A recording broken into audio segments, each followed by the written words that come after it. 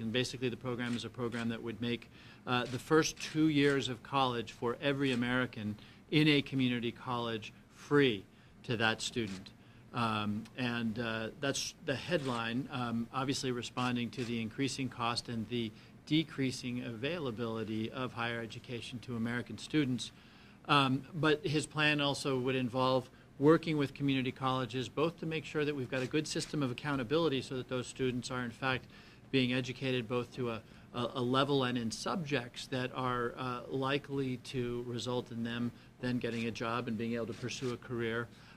Some of these programs, by the way, they're not just sort of thought up, out of the blue, are based on state programs that have been quite successful in places like Texas with community colleges. But it also involves a number of measures to make sure that that community colleges are really thinking strategically about what fields are important to students who are focused on being solidly employed, good careers in the middle class.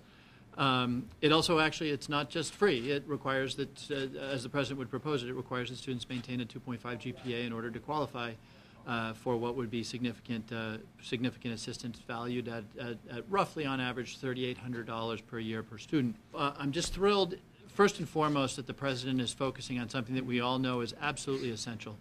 It may have been true that when I was a kid, if you didn't have anything other than a high school diploma, you had a shot at a whole bunch of, at the American dream in the middle class. Today, most jobs that we would consider middle class jobs do require at least some further education, 2 years, in many cases 4 years. And everywhere I go, especially now that the economy has improved a little bit, I'm hearing a little bit less worry about housing, a little bit less worry about that job, a little bit of confidence that maybe wages, will begin to go up. But without exception, when I'm in a town hall meeting or in a forum, I hear parents and students talk about the increasing cost of higher education, the burden that they carry when they finance that cost with student debt, and the burden that imposes, not just on that individual, but of course on that individual's ability to then buy a first home, to consume and contribute to our economy. So anyway, I'm just thrilled, first and foremost, about the president's focus on higher education, particularly thrilled. David and I have done a lot of good work together over a long period of time that he'll be in Washington on Tuesday night to hear the president. This is really a landmark piece of legislation because what it really does is make 2 years of college the norm. I mean, just think of it. If all of our school systems were pre-K to 14, what that would do. Think of what happened when high schools were not a requirement, that you had to apply to get into a high school. So this is kind of taking that 100 years later and making K to 14 the norm in our country. And as Congressman Himes said, an education is critical. We all know that the jobs of today and tomorrow are going to require college.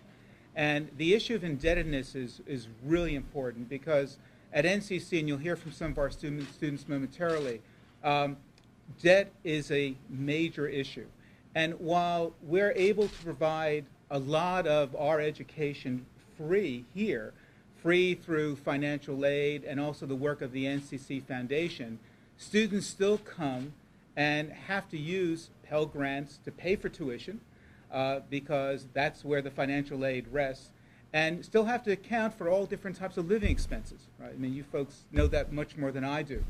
And so if you look at the cost from a student's perspective, right, tuition is about a fifth of the cost. You have to eat, clothe, live somewhere, pay for books and supplies. So this would really reduce the burden. And one of the things that is so important, it will enable more of our students to come full-time, right?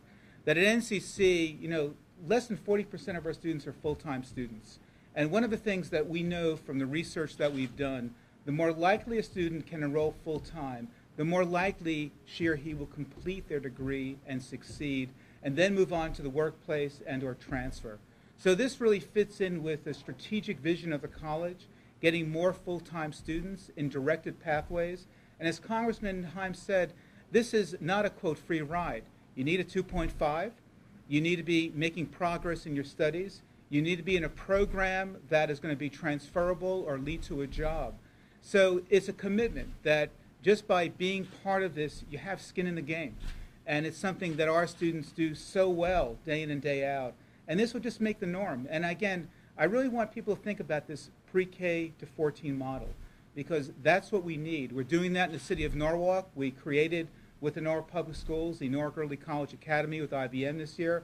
We're going to do that more and more throughout the 10 towns that we serve. So it's really going to be a phenomenal experience. So the president putting this on the table has elevated the conversation, has put an important focus on community colleges, and really has made college education a universal right for everyone. And I think that is really critically important.